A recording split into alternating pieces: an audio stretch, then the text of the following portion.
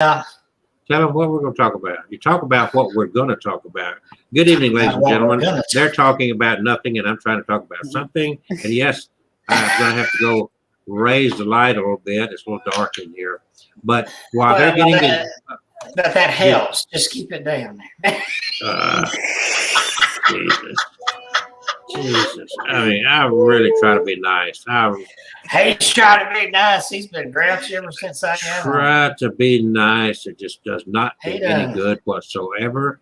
It's like, what is the purpose of being congenial and nice around these people? It's a joke. It really is. These people, he says. Them people. I wonder what he means by these people. Well, I know I'm using the term people loosely. I know. Listen to that. He is just being mean. All right. So somebody's microphone is making funny noises there. Not mine. Let's see here. Mine's up here. So. Yeah. Well. Is it mine? It may have. I don't know. It's probably your own. No. It's all good. Talk. It's in whiskers. It's a beautiful day. In the neighborhood. Yeah, if you're a duck. It should be my neighbor. Well, you know, a lot of people now have lake property, and they did not buy lake property to begin with. Did you get that? Lake property. Yes, they now have lake property, and they did not have lake property to begin with. So they're, you know. Oh, okay. Yeah. The rain. All the rain. This is the Alabama rainforest. Well, I tell you what, it's better than a drought. It is, but it kind of honks me off when the forecaster says, typical Alabama. No, buddy. Noah's Ark rain ain't typical Alabama rain. No, it's not. It has not stopped raining. Yeah, non-stop every day. I don't know if y'all start sharing the links yet, but we are live. And it is 7 o'clock, and we're going to talk about the numbers game. Well, it's not even a game. Numbers game. In fact, it is well known that in order to understand the universe, you have to understand numbers. It all boils down to numbers. And that's what we're talking about tonight. And throughout history, even in Bible times, and even in the Bible itself, numbers had great significance of meaning. We think of 7 as a lucky number, 777. And what do we think of when we think of 666? We think of Kevin Kane. We think of a beast, not Kevin Kane. Well, he is a beast. There's no 666 anywhere on this. I know, but that makeup, that little hair, that little swap. Ain't no makeup, ain't no swab. I look at it, ain't nothing there but a receded hairline. Yeah, I'll write mine up there. I got to cover mine up. So, and really and truly, numbers are very serious. We can have fun with it and whatnot, but all throughout life, numbers are very important to us. We're identified by numbers, and not just your social security number, your birth date. It's all about numbers all the way through. Yes. Now, I want to use Kevin as an example to get this show started. Kevin Kane. Yes. Hold on one second. Kelsey Graham. Thank you very much. You got my name right for a change. I always get it right. There, barely I say unto thee. Dadgummit, I lost my place here. Cheers. Ching ching. It's all about the numbers. It is, really and truly. Numbers. So, Kevin, what month were you born in? January. And what day of the month were you born in? 19. And what year were you born in? 1978. Oh, you're getting older than dirt. And you're older than that. All right, so life path number 9 is what you are. So you're about to find out the significance of the number 9 to you, Kevin. You ready for this? Okay. You have great compassion and idealism. You are a utopian, and you will spend your life trying to realize some aspect of a utopian dream, like buying an estate, sacrificing money, time, and energy for a better world. It is giving that you'll find much satisfaction. You have a broad outlook on life. You tend to see the big picture rather than the minute details. You naturally attract people from all walks of life who can fit into the larger plans and take over the areas you find uninteresting. The person with a number 9 life path is rarely prejudiced or accepts social biases of people. Instead, they evaluate people on the basis of what they can do for the larger cause. They are the true egalitarian. You are imaginative, creative, especially at harmoniously arranging the beauty already potential in the environment. These abilities can lead you into such fields as interior decorating, landscape art, and photography, or collecting dolls. But because of your strong social consciousness, you can be an effective politician, lawyer, judge, minister, teacher, healer, and environmentalist. Vocations that require self-sacrifice and have a clear social impact are common 9s. Any comment on that? Well, It I describes agree with a Kevin. good chunk of that, the giving and the looking at the broader picture. I always like the glass half full instead of half empty. And you're non-judgmental. You're creative. You accept people. I try to be. Well, I know you judge me a lot, but I was going to say, Kevin hangs out with us. He can't be too judgmental. yeah, he's only hanging out with us because he thinks he'll make $1 somewhere. I'm curious as to what mine is. Okay, let's do. And people, anybody watching this, they want me to do your life path number and talk to you about you.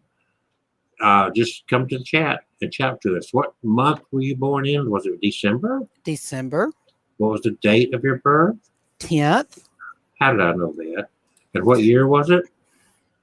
1975. She's older than what's his name? Listen to that. Well, guess what? You're a number 8. Mm.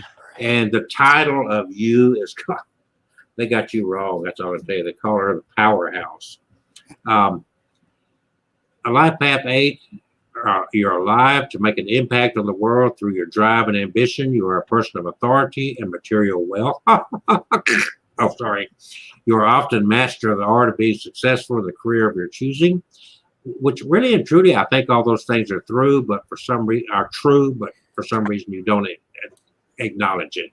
You work very hard to reach your goals. You'll often be considered a workaholic. You can sometimes let hitting your goals and working take precedence over other aspects of your life, like personal relationships with family and friends. I see you as just the opposite.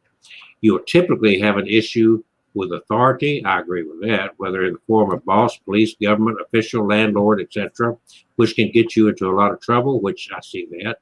This can also drive you to seek out and become a person of authority yourself so that you don't have to answer to anyone except yourself. When an understanding of the need for balance between work and personal life is reached, you will become unstoppable. So you got to get that balance. Get that balance. You've got to get that. It's there. You've just been running from it. That's it. Absolutely. So in the midst of that, keep in mind again, if you're watching this and you would like to know something about your number, I can even do your birthstone and its meaning. But regardless of that, right now we're going to get into, Kevin has done a lot of research on numbers today. There's a lot of numbers out there. 13 is considered a lucky number. In fact, you go into a lot of especially older buildings and you get on an elevator, there's not a 13 button to push. Even though technically there is a 13th floor, they just don't identify it as 13th floor. And that superstitions like that around numbers have been around for a long time, just like the 666 that we see on Kevin's forehead there. There's nothing on my own Kevin's forehead there. So how would you like to get that started? Well, I've already got some of these articles pulled up here. I like this information about the number 7. The unlucky Shall number. I talk? The number 7. Ooh, look at that bloody 7. Ooh. Oh, shall I discuss that? Let's discuss the number Is 7. 7 really a lucky number? Is the question. Is it really a lucky number? That looks like Bigfoot used his fingernail to claw into somebody. He clawed in a 7 because that's his lucky number. And then I also have information on the 777 number to follow after that. But first, let's think about, is 7 a really lucky number? If you think of a number between 1 and 10, most people, when they guess, it seems like 7 comes up more so than often. Researchers have found that when asked to think of a number between 1 and 10, a significant number of people will think of the number 7. Ooh. Similar results occur when a large group of people are asked what their favorite number is. The number 7 is usually the overwhelming favorite. And why is that? In many cultures around the world, 7 is considered a lucky number. This probably explains the affinity many people feel for the number 7. Some scientists and mathematicians also believe there are some interesting properties of the number itself that also make it alluring. Ooh, I like that word, alluring. Alluring. Whether the number 7 is really lucky or not is a matter of opinion. Some people believe it is, but this belief may simply stem from the positive things often associated with that number. Like most beliefs associated with the concept of luck, superstition plays a large role in perpetrating the belief. They misspelled perpetrating there. All right. The number 7 enjoys a long history of positive associations across many different cultures. In fact, if you start looking for reasons why 7 is so popular throughout history across various cultures, you'll find that the number seems to appear everywhere. There are 7 days in a week. How many colors are there in a rainbow? You've got red, orange, yellow, green, blue, indigo, and violet. That's right, 7 colors in the rainbow. There are 7 continents, and there were 7 wonders of the ancient world. How many deadly sins are there? You guessed it, 7. Some researchers have found that human memory works best when remembering up to, but not more than, 7 items. There is also a powerful connection between the number 7 and the religions of the world. Biblical scholars point out that the number 7 is quite significant in the Bible. In the creation story, God made the world in 6 days and rested on the 7th day. When Jesus passed out the fish and bread loaves, they finished eating, all those people finished eating the bread and fish. How many baskets were gathered? 7 baskets full of fish and bread. Scholars have found that the number 7 often represents perfection or completeness in the Bible. In Judaism, there are 7 heavens. The Quran, Islam's holy book, also speaks of 7 heavens, and Muslims making the pilgrimage to Mecca walk around the Kaaba 7 times. In Chinese culture, 7 represents yin and yang combined with the 5 elements: water, fire, earth, wood, and metal. This combination represents the concept of harmony and Confucianism. Mathematically, the number 7 also has a couple of features that make it appealing to many people. First, it's an odd number. Even numbers can be easily divided by 2, so odd numbers seem more unique to some people. 7 is also a prime number, which means it can only be divided by itself and 1. Since it's the largest prime number between 1 and 10, some people see it as more interesting for that reason. And now, what do you get when you put 7 together 3 times? You get 777. Ooh. Or 21. Yeah. What is the significance of the angel number? Actually, we just had, before I get to this, we just had the day of sevens a few days ago. When it was July 14th, it was 7/14/21. So some people refer to that as the day of sevens. Tomorrow would be the So, day of sevens. Tomorrow, 7/21/21. Yeah, you could say that, but 7/14/21 was better. 7 times 3 is 14. Today is 7 better. times 3. Today is always. All right, Groucho. But that is pretty cool, though. Even 7/14/21, but also 7/21/21.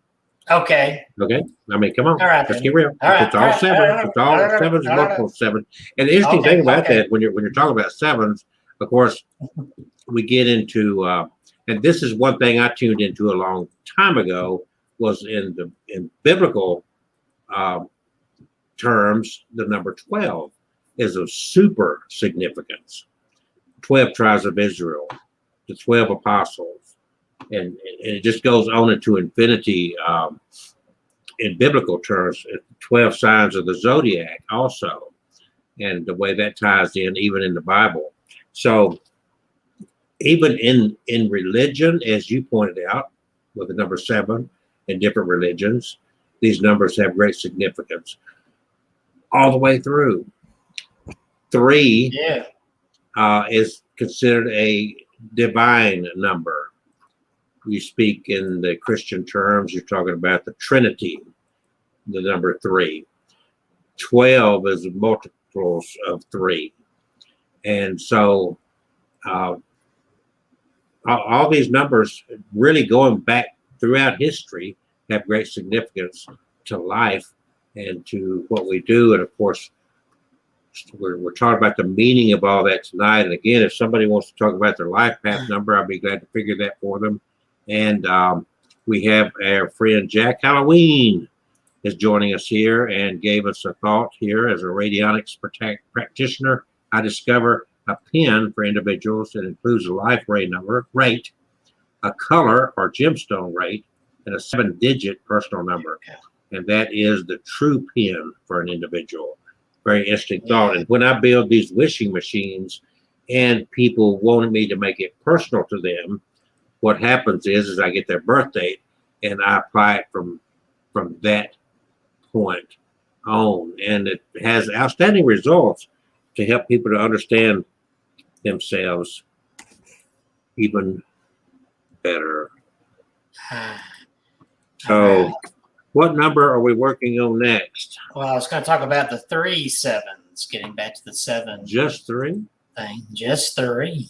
What does that mean? What is the significance of the 777, or as some people call it, the angel number? Well, if I were to talk up top of my head on that regard, I'd say those multiples to me are clearly, what am I doing here? I got lost. Why is my screen messed up? No, my screen froze. Oh, okay. Yeah, for some reason, it just totally. Okay. I don't understand what's going on. But anyway, now I lost my train of thought trying to figure out what's going on my screen. What's 777? What's the matter? The angel number 777. Okay.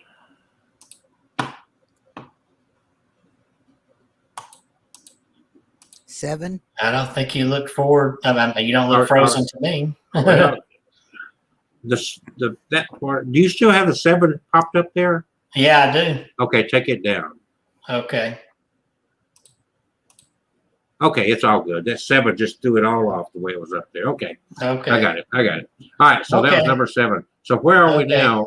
We go.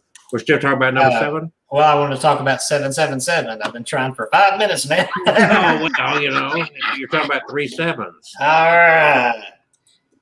The angel number 7. Many people believe angels surround us all and offer divine guidance that can help us improve our quality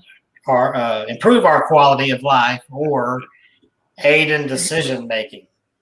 Do you notice synchronicities in your life or see mysterious signs? One of the ways angels provide guidance is by using numerology to send their wisdom. If your angels are trying to tell you something, you may repeatedly see the same digits, whether on a license plate, a digital clock, house addresses, or phone numbers. Angel number 777 is a sign that luck and prosperity are coming your way. Many people have their own unique angel number that they repeatedly see throughout their lives.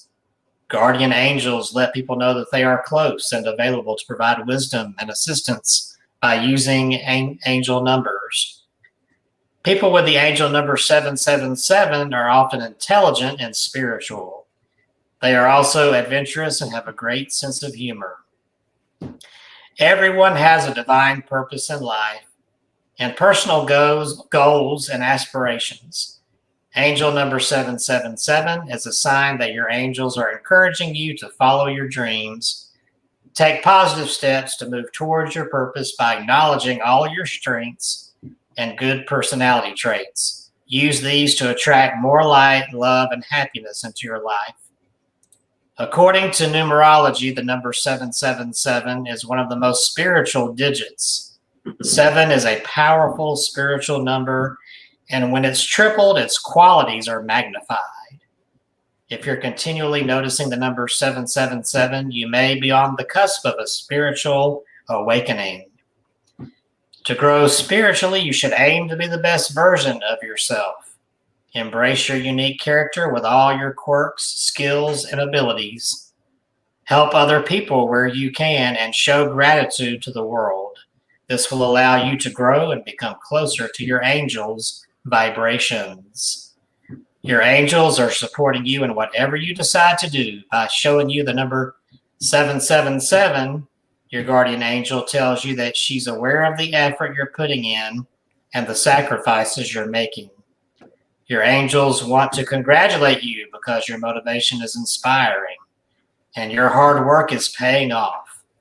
More miracles are likely to show up in your life as you're truly blessed and deserve such positivity. 777 is associated with hard work and study. If you're not already enrolled in educational courses, seeing this number indicates you might want to consider learning a new skill. Choose a subject you're curious about. Learning helps your mind be stimulated and will allow you to move towards your divine purpose in life. Remember to pass on what you've learned to others. It's time to clear away anything that no longer serves you. The angels urge you to let go of negative thinking and toxic situations in your life. The number 777 can be seen as a wake-up call. Your guardian angel will be with you as you begin to make positive changes. Upgrade your outlook to achieve more happiness and success in life, love, and friendships. Remember, you can make your own luck. If you've recently started noticing the number 777, your deserved abundance is just waiting to be unlocked.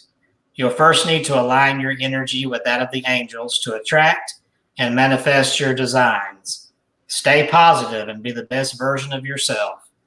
Expect good things to be coming into your life and act like they are already there.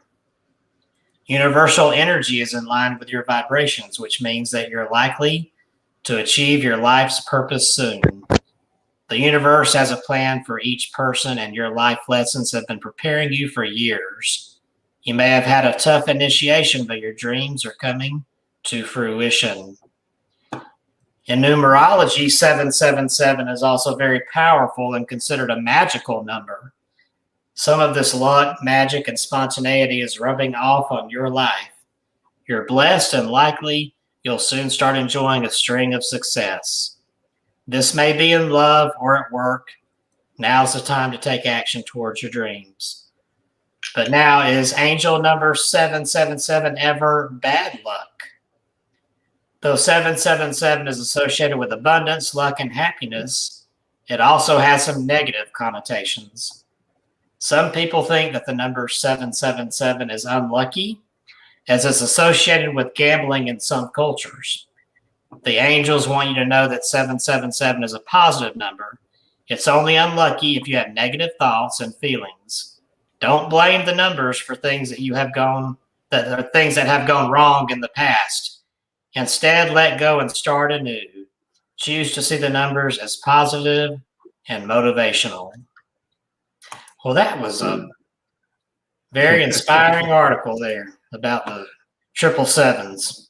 777s. We have 777. almost the first 30 minutes talking about sevens.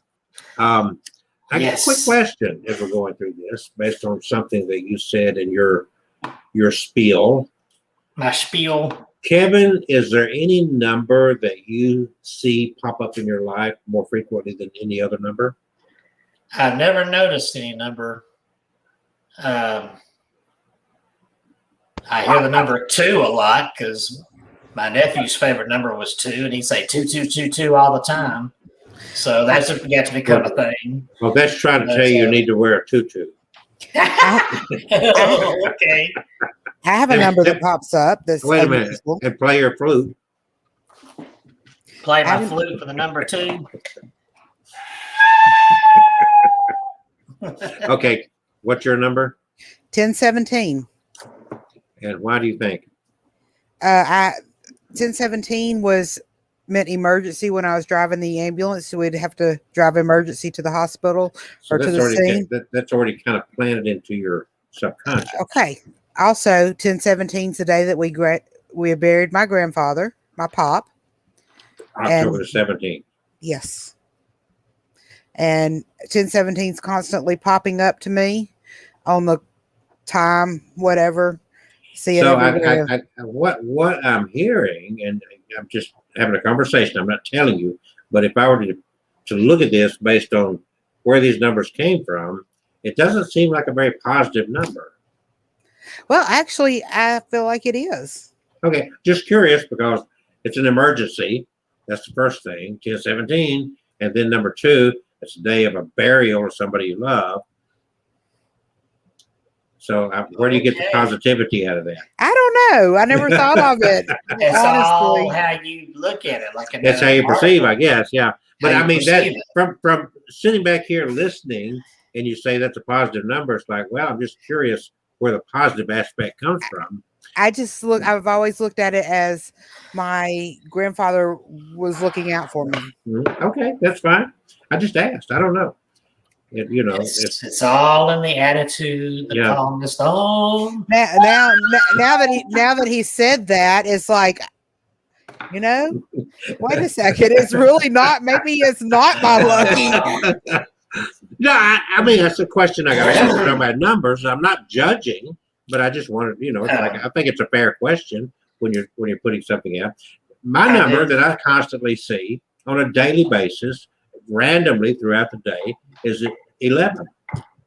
11 is the number that pops up constantly in my life. Ooh. And I noticed in researching that I'm not the only one that 11 affects, or at least shows up a lot. Is it the 1111 like that? It could be. It could be 111. It could be just 11. It could be 111. It could be 1111. Yeah. I got something on the 11 here. I figured you would, because 11 comes up a whole lot in people's lives. But anyway, I wasn't trying to throw you off with the positivity of 1017, but when you're saying my number is 12, and that's the day that my dad was slaughtered by the aliens. How cheerful. That's the day I lost my arm and leg. And I became paralyzed from the head up, from the neck up. Sitting back thinking about it, the number 10 and the number 17 probably do not have a good maybe that's why you've had so much negativity in your life in recent times. You're focused on the wrong numbers. Well, I was born on the 10th. Yeah, but that was 12, 10. Wasn't yes. 7, no 17, unless you were born at 10:17 in the morning or evening. I think I was born at 5:17. There you go. You're safe. Well, the 17 still pops up. I don't know. I'll pray for you. Okay. Oh gosh. At 11:11. No, At 11:11. better yet, I better do it at There you go. 10:17. I pray for you at 10:17. At 10:17. Yeah. And let's see. Let me get my holy water out. I think I'm going to need it on this. All right. So Kevin says twos is all he can come up with.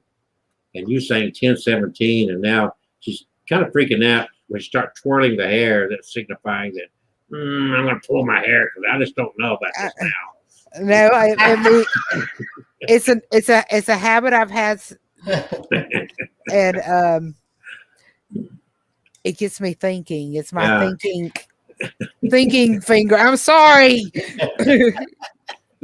All right. As long as you don't wear it out and it falls out, you know.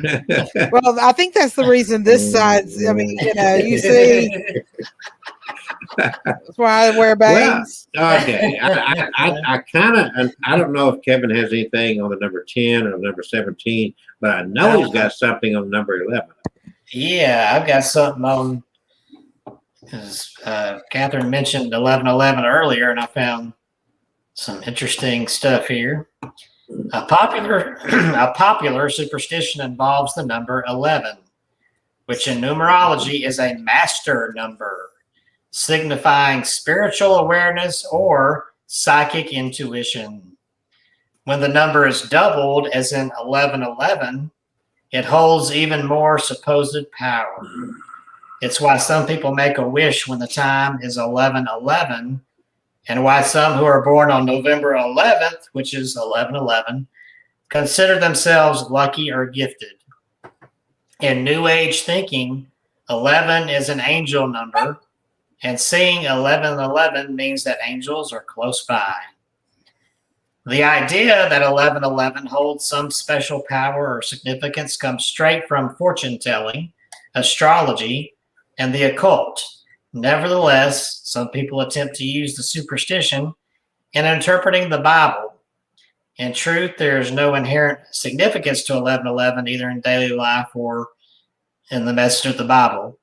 It seems redundant to point out that counting begins with the number 1, yet that fact explains why overrepresentation of numbers such as 11:11 is not especially meaningful. Any list of consecutive increasing numbers will feature the digit 1 more often than other numbers. This is simply because that digit appears in every sequence and at the beginning of each new set of 10. All counts greater than 0 have a 1 in them, while they may or may not have a 2 or a 6 or an 8. Numbers like 1 or 11 do, in fact, appear more often than other combinations. That point is true, but entirely meaningless spiritually. Some attempt to derive meaning from 11:11 through Bible verses corresponding to that pattern. Followers of numerology may look for hidden messages when reading Genesis 11:11, Exodus 11:11, Matthew 11:11, Mark 11:11, etc. First and foremost, this practice ignores the fact that chapter and verse divisions were not part of the original biblical manuscripts. Moses, Matthew, Mark, and other biblical authors would not have associated any particular set of words with 11:11 when they wrote. Further, it's not God's habit to hide secret messages in the Bible. Well, I don't know about that. Claims about 11:11 are connected to ideas like vibrations, synchronicity, and superstition, but there's nothing of spiritual significance concerning 11:11. Well, that was kind of a little bit of a negative article after all, wasn't it? I thought there was more spiritual in that one. Okay, so let's go back. I interject here. 10:17. Read that. Angel number 1017 tells you to let go of your regrets, hurts, and disappointments. Allow the divine realm to bring healing into your life. Your angels know you better than you know yourself. They know the steps you need to take to achieve the desires of your hearts. So there is your message from 10:17. Ooh. I wish I could do some angelic music from the. Can't do it from there. So you need to think about that. You need to think about that real hard. Let go of my regrets. hurts and disappointments, not just regrets. Yes. Regrets, hurts, and disappointments. You have Three of them. your angel number 1017. That's why that angel's there. And possibly to take off on what Kevin's trying to say. So the day you buried your grandfather, 1017 could have been because that angel number 1017 was there to comfort you for that loss. So that's how you got that comfort. And the 1017 from the ambulance, from the paramedic viewpoint, is because that means that help was on the way. So there's the positive way to look at the number from A to Z. So 1017 means help is on the way. You're going to be okay. Somebody's coming to help you. 1017 for your grandfather was like your guardian angel saying, you're going to be okay. I'm here to comfort you. Ooh. Does that make sense? Mm-hmm. So that you know, takes it away from my earlier thing of that's a negative number. But my favorite number is number 5. Well, number 5 is the number that I use in my wishing machines, believe it or not, because it is a neutral number by all standards. So it's kind of a balance. It's expression of also a personal freedom with wit and a sense of adventure, which kind of describes me a whole lot. It can be thought of as a number of a basic tone or vibration, kind of like neutral. And as an overview, the number 5 represents a composite energy containing the ideas of expression of personal freedom. So if anybody knows me, I'm all about that personal freedom stuff. But that's kind of what 5 would represent there. And if I were to, everything I know about you and everything I know about numerology, I look at you and seeing the numbers that are important to you, I think that these numbers are telling you something. And the numbers all tell us all something. The number 8 is a number that signifies wealth, money. Okay. It's often said that if you need money, you can take like a Post-it note and you can write the number 8 on it and just stick that in your wallet or wherever you keep your money. And that number 8 will attract money to you. Okay. And the numbers you're talking about, number 5, and that's the number I use. And I think it defines who I am. That personal freedom is a big thing in my life. I don't care what you believe. I don't care what you do, as long as it does not adversely affect me. I support your right to do it, even though I may think it's stupid or ignorant or whatever. I still support your personal freedom to do that. Kevin and his idiocy, the things he does, it's like, Kevin, I support you 100%. You can be you can blow that flute all day. I'm gonna get the whistle out and blow it in you. Hold up, my ears are here too. Yeah, I'll have to let Catherine get her ears off first. And then... So I think that if you were to take those numbers and see how does that apply to me, I think that you have what people would generally call a guardian angel. And I think that's evident because of if we think about it, what comes from that number 1017, how it fits your life. But I think it's also trying to send you a message and tell you, if you want to make it better, listen to what that message that angel is trying to tell to you. So Kevin is our house Christian. So Kevin, do you believe in guardian angels? Yeah, I believe in those for sure. Yeah. So you would kind of agree with what I said then, based on that? Yeah. I know guardian angels. Yeah, I am your guardian angel. You better believe in me. Oh, gosh. Run for your life! No. I'm not getting out up. I never knew that I'd get the biggest laugh of my life on that. So. He's not an angel, he's a demon in disguise. All right, 6. Be gone, demon. But yeah, I think it's positive. After we review that and we think about it a little bit, I think that there's a positive. And I think part of that positive comes to read that right on the screen there. Let go. Let it go and move forward. This is divine. Spirit is trying to tell you something.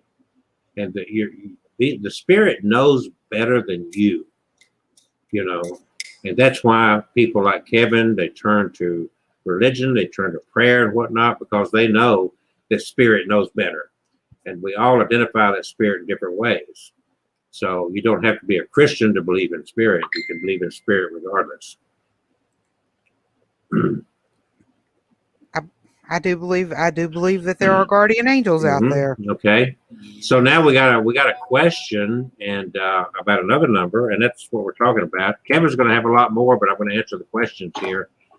The number 69, and the number 69 has more than one significance in a person's life.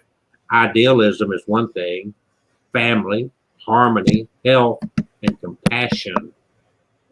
Number 69, and those characteristics,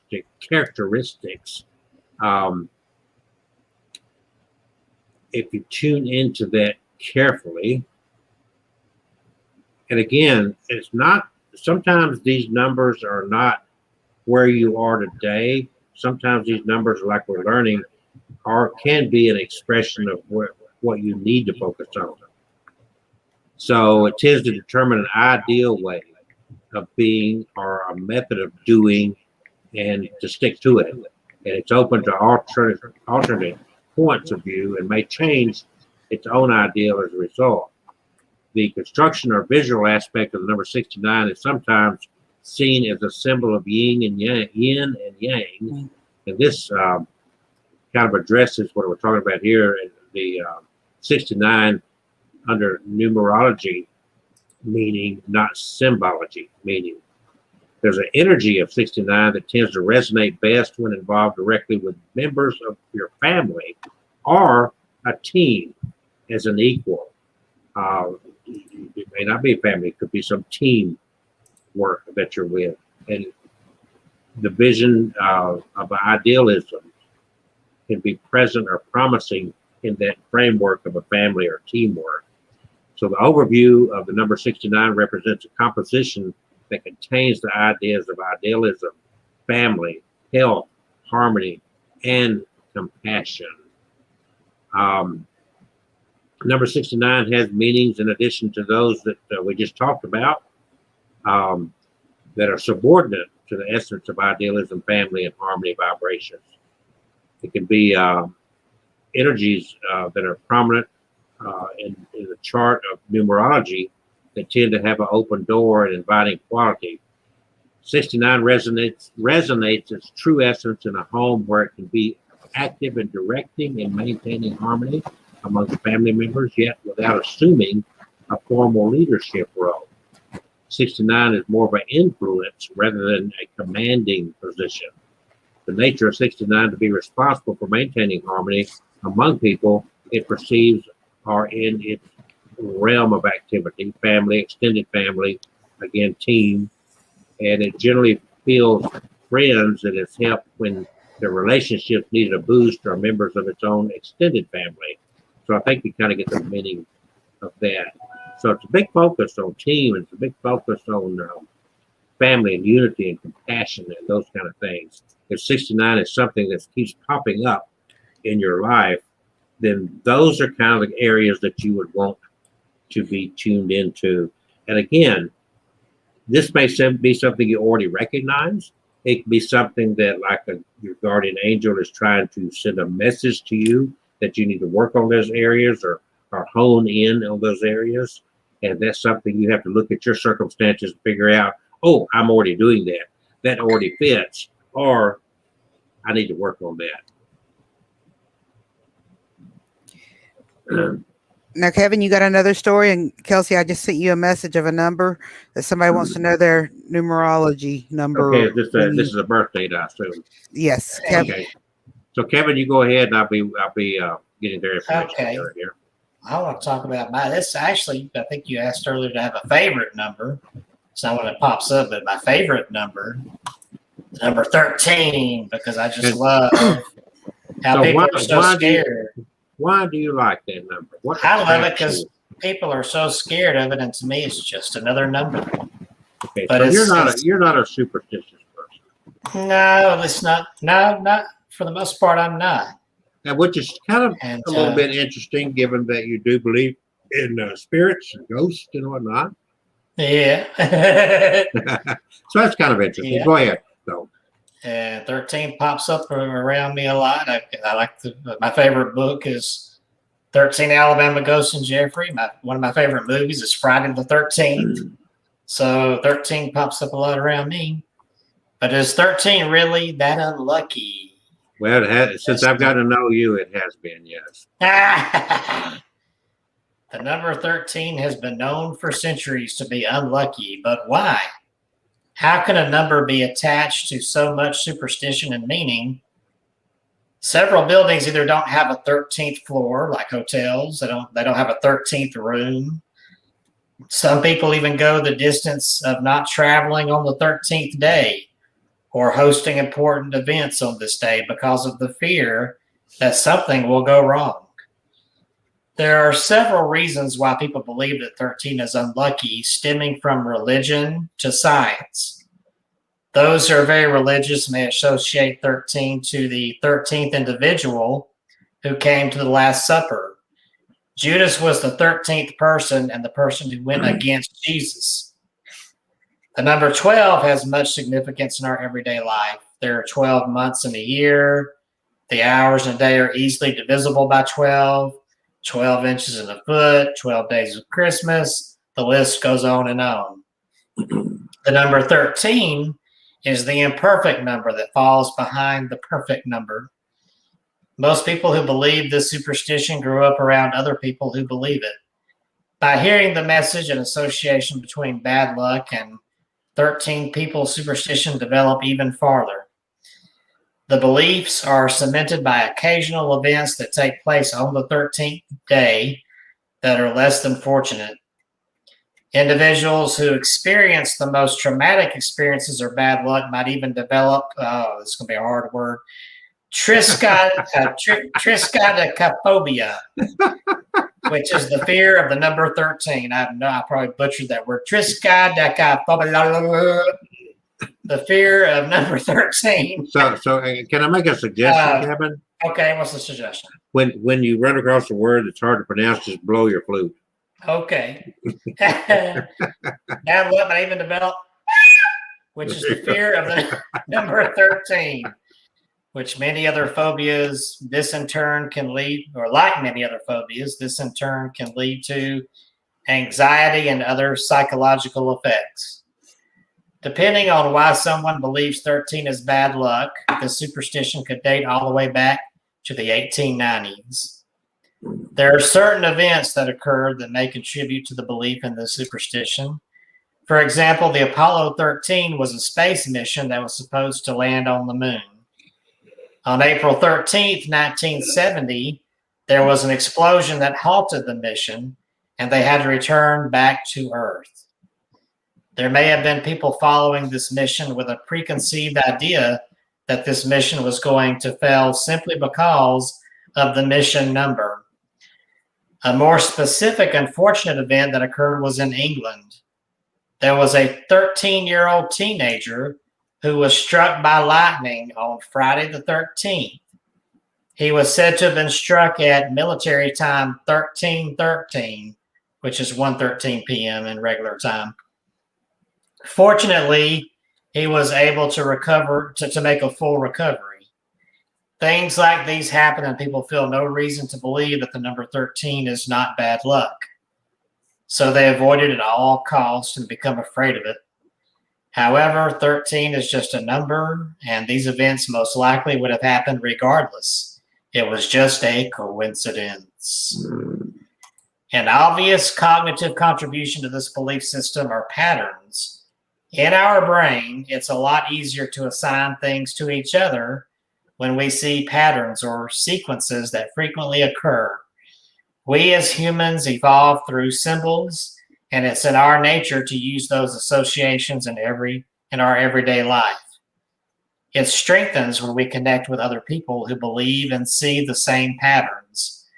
They aren't necessarily misinformed, but are forming connections in places that weren't meant to be.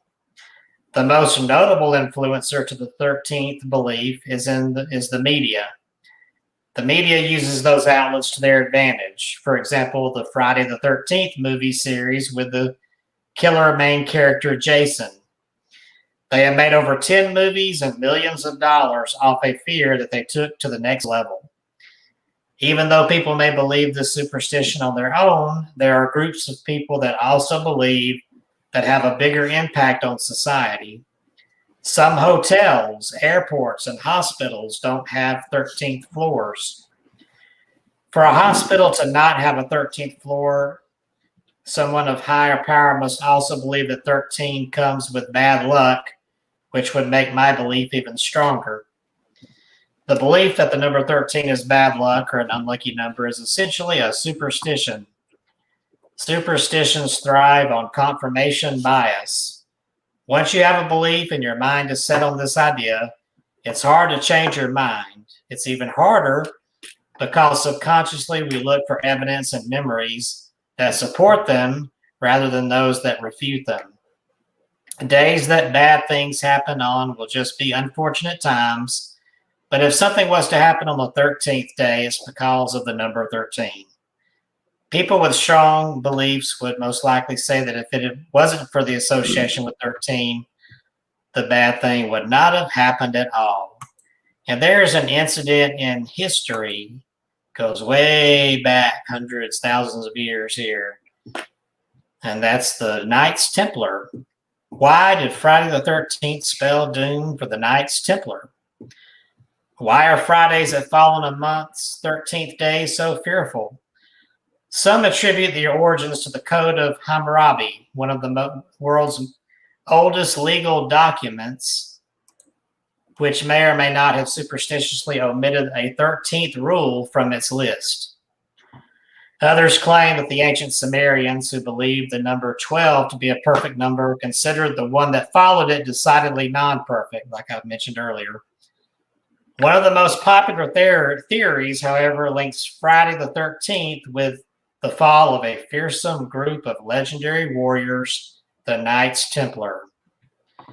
Founded around 1118 as a monastic military order devoted to the protection of pilgrims traveling to the Holy Land following the Christian capture of Jerusalem during the First Crusade, the Knights Templar quickly became one of the richest and most influential groups of the Middle Ages, thanks to lavish donations from the crowned heads of Europe, eager to curry favor with the fierce knights. By the turn of the 14th century, the Templars had established a system of castles, churches, and banks throughout Western Europe, and it was this astonishing wealth that would lead to their downfall. For the Templars, that end began in the early morning hours of, guess what, Friday, the October 13th, 1307. A month earlier, secret documents had been sent by couriers throughout France. The papers included lurid details and whispers of black magic and scandalous sexual rituals. They were sent by King Philip IV of France, an avaricious monarch who in the preceding years had launched attacks on the Lombards, a powerful banking group, and France's Jews, who he had expelled so he could confiscate their property for his depleted coffers. In the days and weeks that followed that fateful Friday, more than 600 Templars were arrested, including Grand Master Jacques de Molay and the order's treasurer. But while some of the highest-ranking members were caught up in Philip's net, so too were hundreds of non-warriors, middle-aged men who managed the day-to-day banking and farming activities that kept the organization humming. The men were charged with a wide array of offenses, including heresy, devil worship, and spitting on the cross, fraud, financial corruption, and more. The Templars were kept in isolation and fed meager rations that often amounted to just bread and water. Nearly all were brutally tortured. One common practice used by medieval inquisitors was the strapto, in which the hands of the accused are tied behind their backs and then suspended in the air by a rope around their wrists, intended to dislocate the shoulders. As Dan Jones notes in his book, The Templars, The Rise and Spectacular Fall of the Knights Templar, one of the accused's hands were tied so tightly that blood pooled in his fingertips, and he was kept in a pit no wider than a single footstep. Many of the men were likely stretched on the infamous rack or had their feet dipped in oil and held over fire to burn. Given the extreme conditions, it's not surprising that within weeks, hundreds of Templars confessed to false charges, including Jacques de Molay. Pope Clement V was horrified, despite the fact that he'd been elected almost solely because of Philip's influence. He feared crossing the extremely popular Templars. The knights' coerced confessions, however, forced his hands. Philip, who had anticipated Clement's reaction, made sure the allegations against the Templars included detailed descriptions of their supposed heresy, counting on the gossipy, salacious accounts to carry much weight with the church. Clement issued a papal bull ordering the Western kings to arrest Templars living in their lands. Few followed the papal request, but the fate of the French Templars had already been sealed. Their lands and money were confiscated and officially dispersed to another religious order called the Hospitallers, although greedy Philip did get his hands on some of the cash he coveted. Within weeks of their confessions, many of Templars recanted, and Clement shut down the Inquisition trials in early 1308. The Templars lingered in their cells for 2 years before Philip had more than 50 of them burned at the stake in 1310. 2 years later, Clement formally dissolved the order, though he did so without saying they'd been guilty as charged. In the wake of that dissolution, some Templars again confessed to gain their freedom, while others died in captivity. In the spring of 1314, Grand Master Molay and several other Templars were burned at the stake in Paris, bringing an end to their remarkable era and launching an even longer lasting theory about the evil possibilities of Friday the 13th. So it did not start with the hockey mask, ladies and gentlemen. Been around for a long, long time. I hope that the individual that had the date of 10/9/73 is still with us. And I'm going to talk about them at the present time. Your life path number is number 3. And that means a few things that we're going to go over right now. Number 1, you have great creative potential. However, you struggle with focus. And since you lack discipline, it's hard for you to finish creative projects. You may struggle with naivety and egotism. 3 is also associated with optimism and abundance of energy. Life path 3s enjoy drawing, writing, singing, or performing, and have to stay active with their energy so they don't get depressed. The life path is called the communicator due to their lively personality and social life. Famous life 3 path people include John Travolta, Shania Twain, and Barbara Walters. These individuals are all highly creative, and some, of course, work in the field of communication and journalism. In the midst of all these traits, number 3s may find that they are depressed at times, but that it is not often because of their optimism. To become a more rounded and complete 3, work towards finding a deeper spiritual meaning through hard work and discipline. You may find your emotions are very high because you feel a bit more sensitive, which makes it easier to connect with your spiritual self.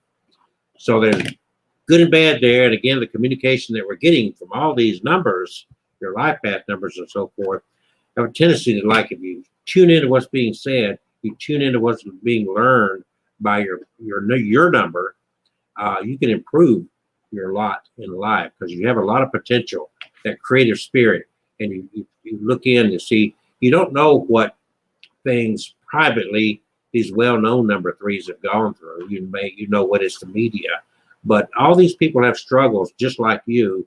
They've learned to balance this out so they get the best out of what their natural born talents are. So that's what you need to work on, and that's what you get for being a number three. So now we can go back to number two. That'd be our dear friend Kevin Kane. Kevin, what's your birthday? We didn't know your life path number. Do you know your life path number? You said something at the beginning of the show when I did January 19, 1978. Oh, I did. Your number was a 8. Was that what it is? What number were you? Yeah, I'm an according to the internet, I'm an 8. You're an 8. He's a 9. That's what it was. I'm a 9. Yes. Yeah. So Okay. you're number 9. Go ahead. My birthstone is tanzanite, turquoise, zircon, and topaz. Same as mine. You got 3, but one is prominent. The prominent one is turquoise. Yes, and our birth flower. Are you ready for this? It's probably weed. No, it's not. It's narcissus. I felt that kind of funny. Okay. All right.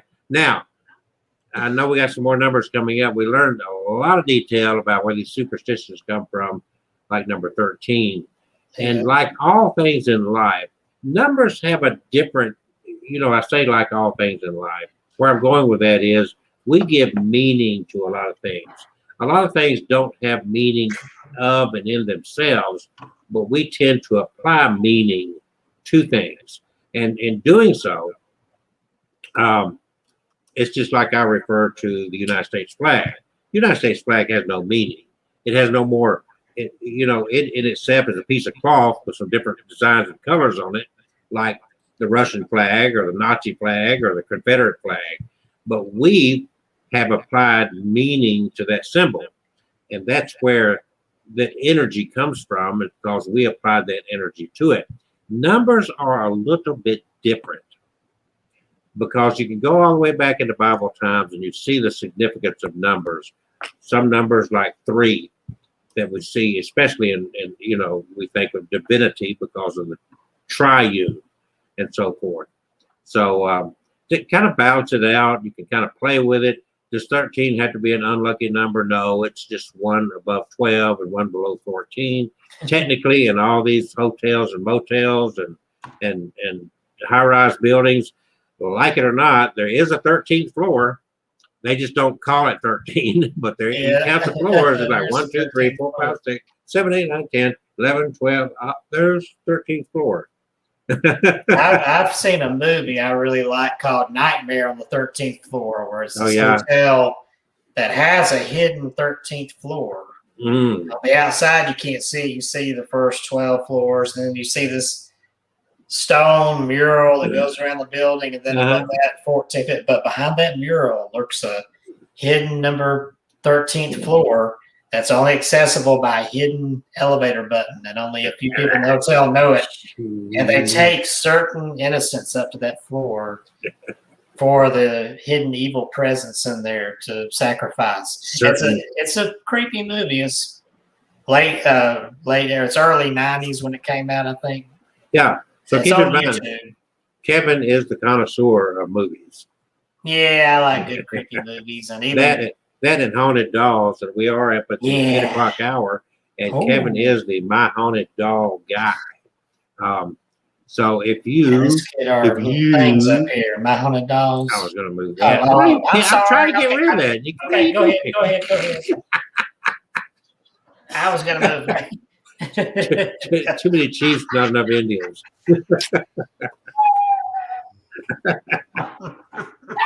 Okay, go get away. Go do your thing. The dog bark. I'm sorry, the dog barks. Okay. Well, yeah, I can go ahead and broadcast my myhaunteddogs.com. Kevin has written 13 books talking about 13. And the interesting thing about him getting to his 13th book is he kind of quit.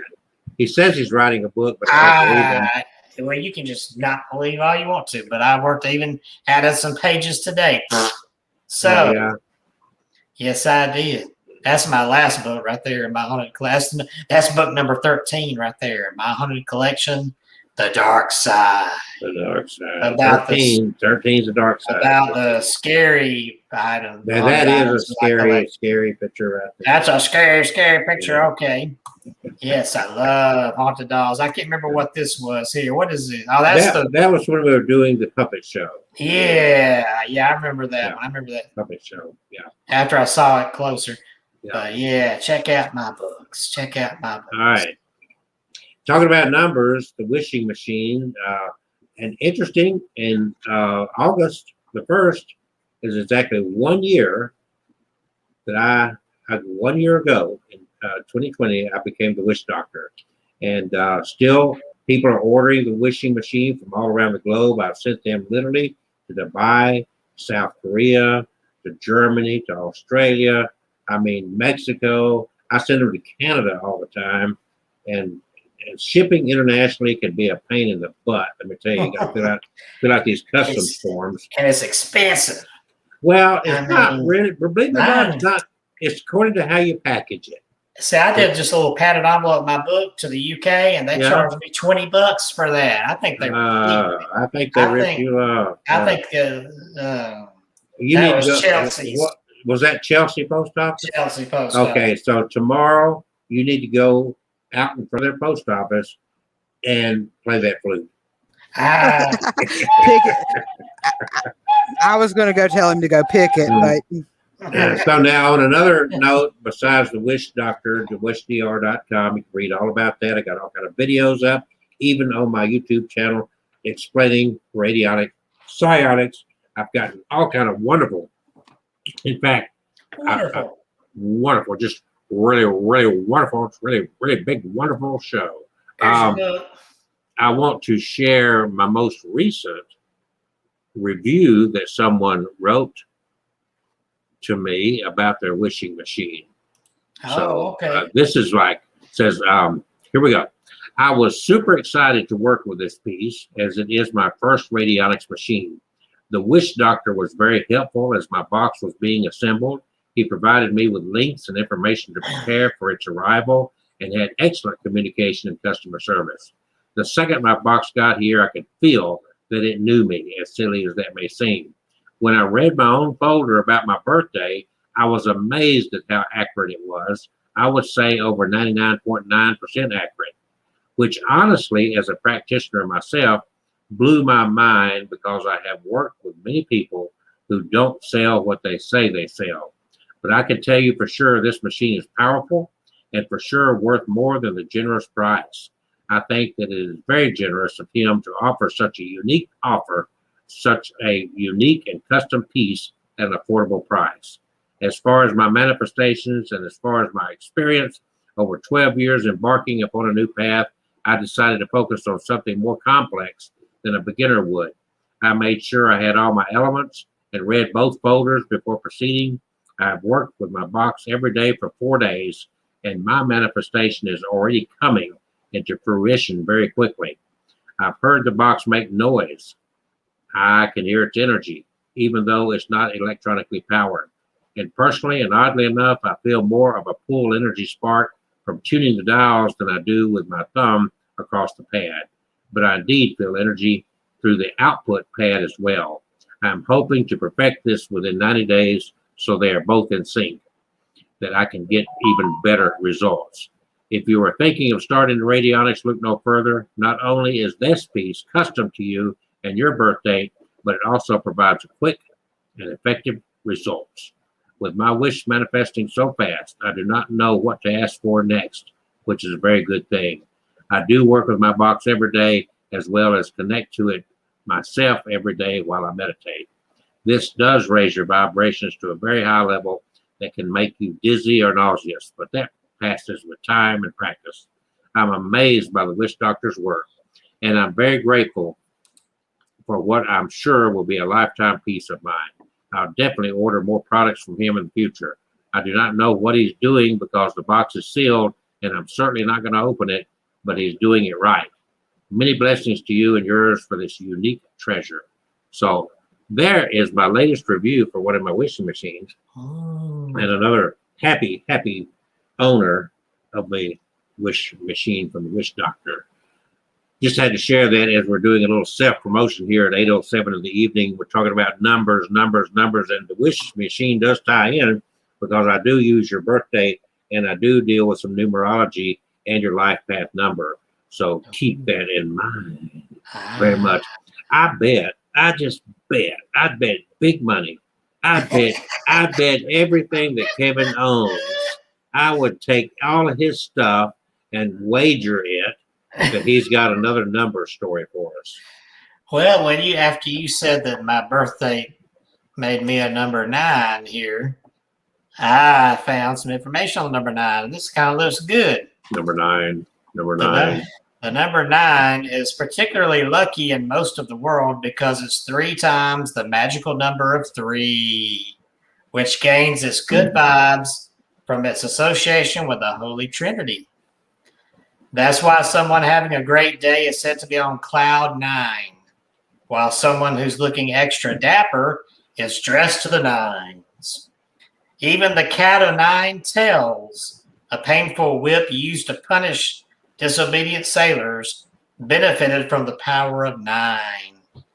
When used in punishment, many believed that the 9 tails of the device would work their magic on the offender, transforming him into a worthy seaman. Despite the luck generally associated with this number, here's the downfall. The Japanese view it with distaste due to the fact that their word for 9 sounds an awful lot like their term for torture or suffering. So that's where the 9 doesn't work for me, because I find Japanese women very attractive. Yeah, and, well, he's into little dolls. So, okay.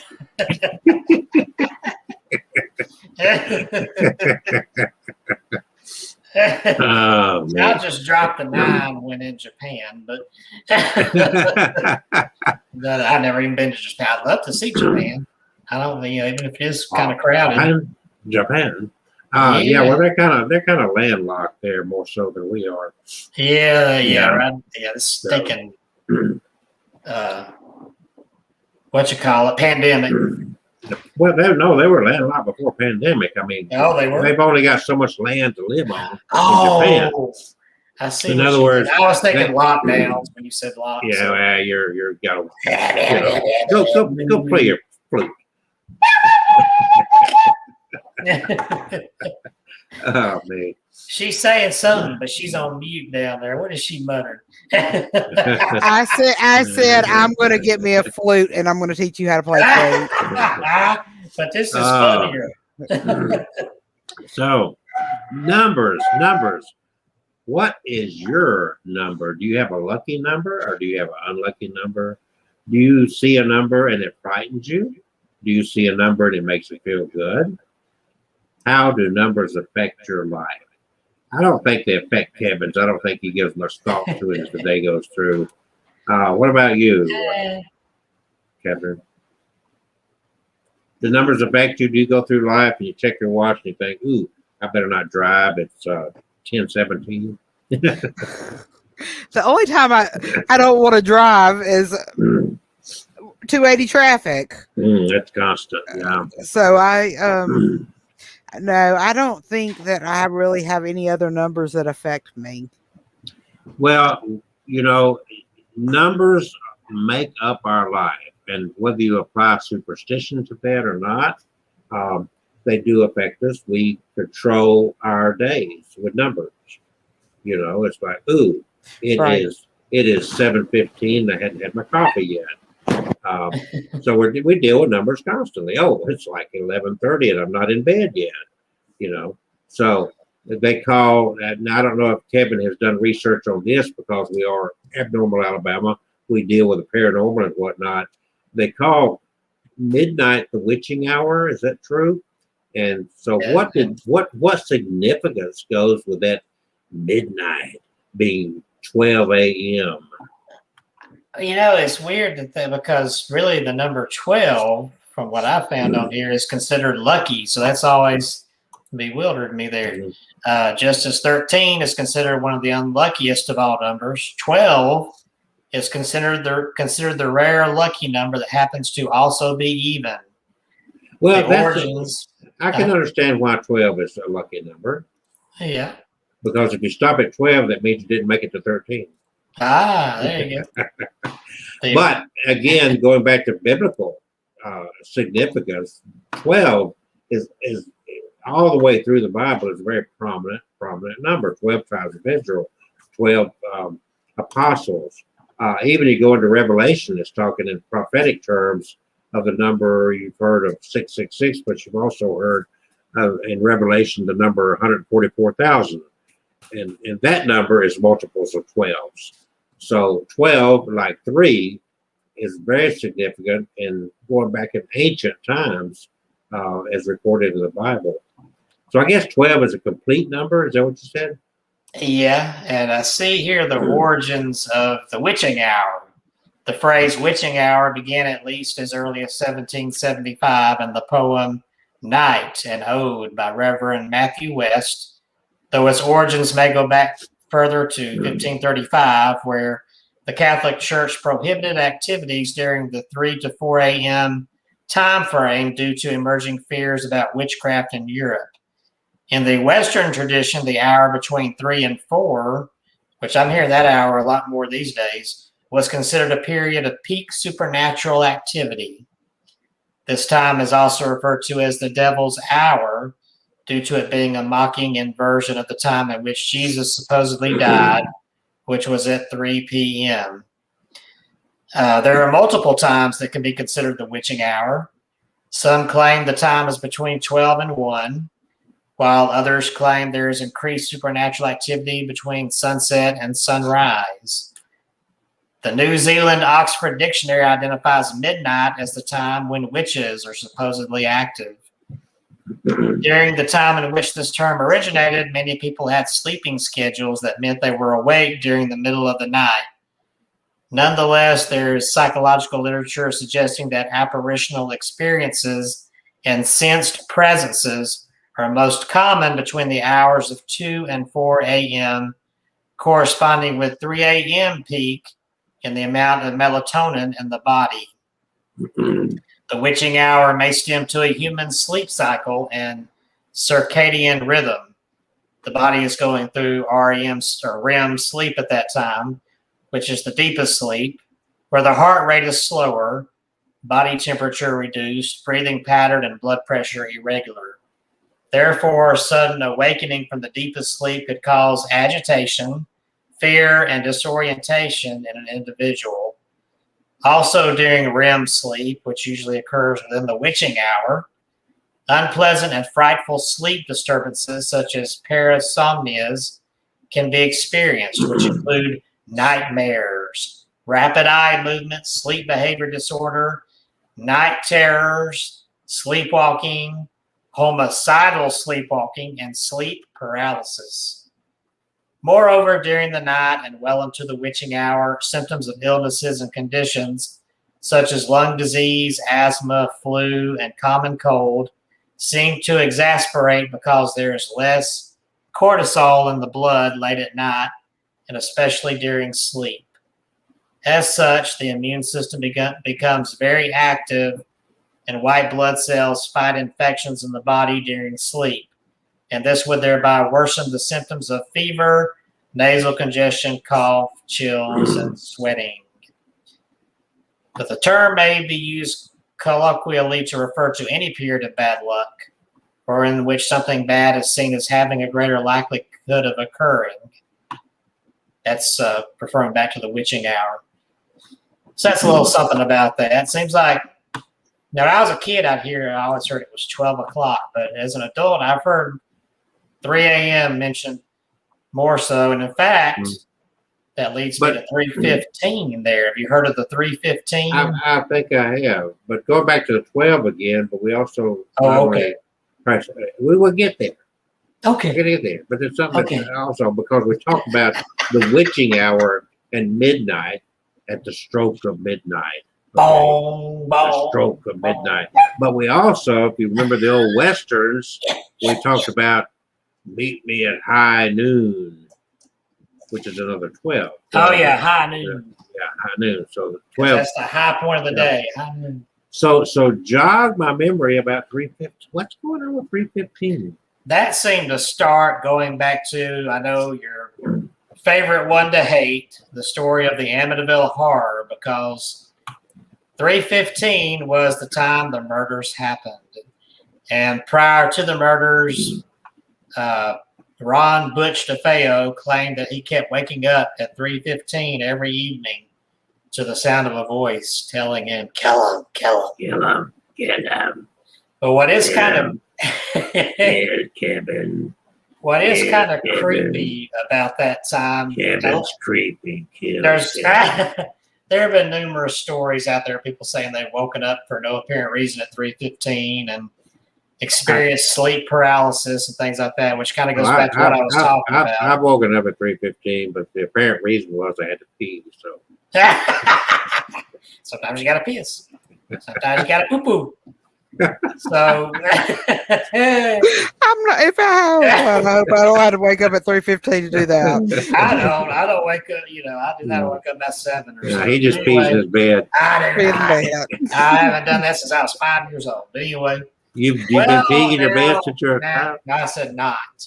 But then again, I have had some times where we talked about that on here months ago when you watch out if you're dreaming about going to the bathroom. Wake up. Wake up. You're probably I've had that happen. Yeah. My problem is I can never find a bathroom in my dreams to go. That's when I have a problem with. It's like, so I'm like looking for the bathroom. But anyway. But going back to that 3:15, James Brolin, who played Mr. Lutz in the Amityville Horror movie, he claimed while during filming he woke up a lot at 3:15 and for just no reason.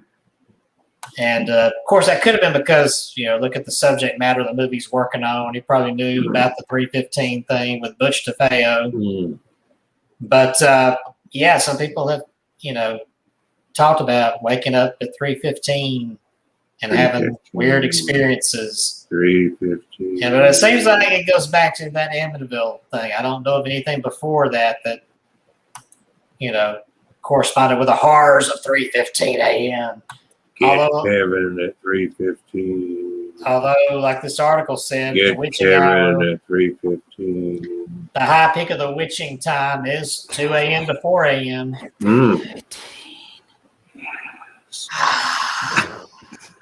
Shut up.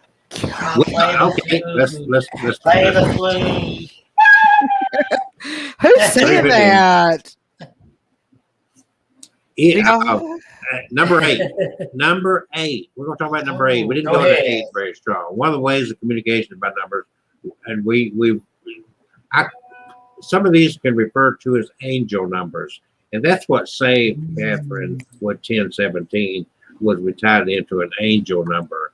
So number 8 is a symbol of infinity, a constant flow of energy and power, and it's very often related to material wealth, money, and success in business. It also represents pleasures.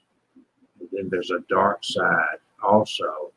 Excessive usage of vices, like in Kevin's case, blowing the flute. It can also describe a person who has no control, and when they get powerful, they get greedy, and they're also envious people. Number 8 is universal equilibrium. It's said that the angel number 8 consists of 2 circles or rings, and therefore it's incredibly powerful because everything that integer 8 touches doubles in size. It has a unique relationship to all other numbers. The symbol planet of the number 8 is Mars, and it matches pastel colors, and its jewels and minerals are calcite, chrysolite, and sardonyx. Flowers that correspond well with the angel 8 is jasmine. Black, gray, purple, and blue are happy colors for people with number 8, and they should wear dark colors because light colors make them clumsy. Amethyst, black diamond, and pearl are their lucky stones. Underlying meaning in this angel number is that it represents order and balance, perfectionism, and constant desire to master all important matters in life. The 8 is recognizable by its incredible durability and inner strength. It sees the world in only black and white, immensely, but it also can represent the sacrifice for the right causes. People who are angel 8s are not cruel, but they struggle just to prove that their path is correct. And people who are number 8 are always ready to criticize the actions of people like Kevin, who think differently. In those cases, often comes to clashes and confrontations, instant flute blowing. People,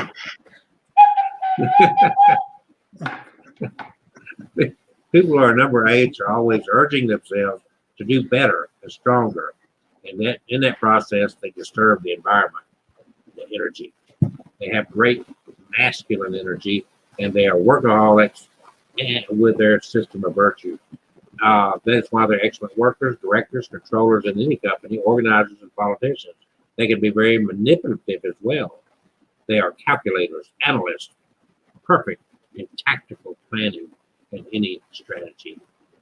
The number has great potential in itself, but this power can turn the wrong way in the wrong hands to turn against its purpose. If that happens, people with this number can be negative, critical, and jealous.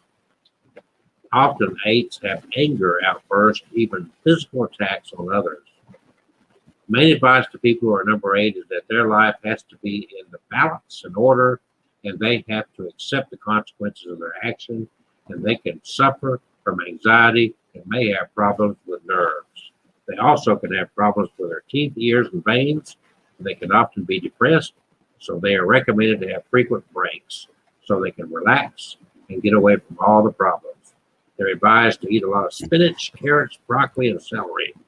8s are great at motivating people. They have a great talent for managing in all areas of life, especially in business. They understand the material world better than anyone and are attracted by financial success. These are the people who give courage, inspiration, and direct others to the right path. Number 8 in love. Everything that evolves around angel number 8 has to be well balanced with a lot of love. People who are 8s don't like love affairs. They seek for peace and tranquility, but sometimes they fall in their love relationships because they fail in their love relationships because they're more focused on work. 8s best combines with people who are angel numbers 2, 4, 8, and 6. And these are usually ideal partners. With numbers 1, 5, 3, 7, and 9, 8s would not agree in love, and they would not make good friends. The one thing that is incredibly attractive to opposite sex when we talk about people who are angel number 8 is that they are an inspiration to other people. They're influential, ambitious, creative, and tolerant. They're balanced, powerful, successful, and real, down to earth. They're not daydreamers, and they probably do not play the flute.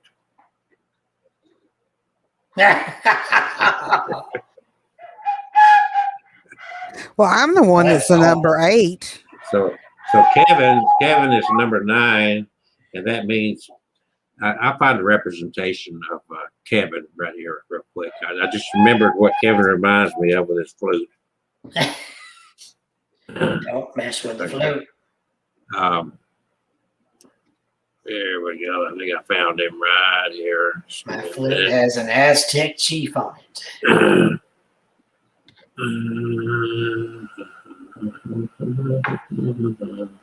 Yep, this is exactly. And his flute doesn't look exactly like Kevin's, but it basically is the same thing. What's that? Are you fixing to show us something? Yeah. This is it. Just hit me what you reminded me of with your flute there, and a number 8. So I want to pull that up real quick. That's awful. And let's see if you know who this character is there. That's a pan flute. It's not like this at all. That's Pan. Mine's Native American. I know, but ancestry, when Pan was here, there was no America. So I don't have no horns sticking out of it. just because you sanded them down. I never had them. I never had them. Yeah. They're retractable. They're retractable. Like that guy on My Favorite Martian. Yes, that's what I'm thinking. Hey. Maybe that lady down there in the dark has those, but not me.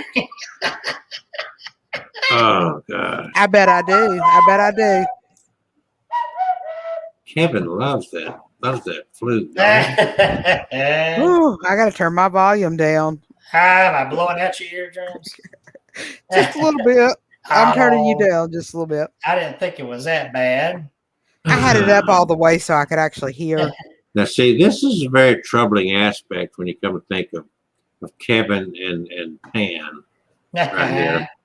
We go back to, was it Pompeii?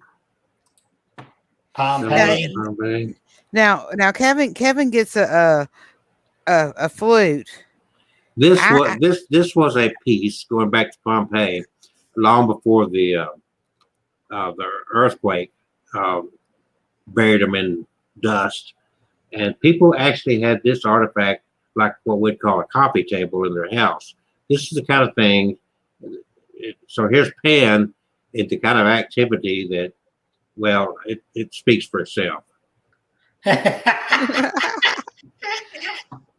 Meh, meh. You do that rather well. Oh my goodness. So now, folks, you know what Kevin's thinking when he plays his flute. Well, I got something here. Speaking of Pan here. Oh, I got something else for you while you're doing that. The number 13, the number 666 has its very own scientific term to describe those who fear the figure. I'm not even going to pronounce that phobia. Thanks to the book of when you're not doing it, you got to play your flute. It's a long one. Thanks to the book of Revelations, it's viewed as the number of the beast or the devil's number, giving it an unlucky vibe. Many will hesitate if they see this figure as a flight number, hotel room number, a price for a product, or even as part of a phone number or street address. Despite its reputation in the Western world, the Chinese believe that 666 is about as lucky as it gets. In Chinese, the word for six sounds awfully similar to the word of smooth or flowing. So 3 6s in a row will get the good luck flowing for sure. But I have a story about 666. When I used to work at South Trust back in 2002 as a teller, we had a customer come in and walked up to my counter, slammed her checkbook down, and said, "Y'all gonna change my account number on this here?" And apparently she'd taken a new account out, and the account number right in the middle had 666. And she did not like that. "I don't want no devil number on my account," she said. This was over in East Lake. You know, they got characters in East Lake. Let me tell you my personal 666 number experience. Okay. Is I refrained from going to Chick-fil-A for a long time, but I had a wedding up in North Alabama, and I'm not running late, but my schedule was kind of tight, and I wanted to get something on the road, so I get up the Gardendale, Fultondale area, and I pull off. The line was too long for me to go through McDonald's, so for the first time in forever, I drove through Chick-fil-A, and I ordered my sandwich or whatever, and I get to the window, and the guy said, "That'll be $6.66. So that was a sign to me. I need to stay away from Chick-fil-A. Now you're talking about horns. We're talking about you, Pan, and horns. Did you know the earliest depictions of Moses? Moses had horns. Oh, man. Yep, he did. It's probably the way look at that way his hair looks like it. What the heck? That wasn't his hair. He had horns. That looks like rabbit ears right there. What the heck is that all of that?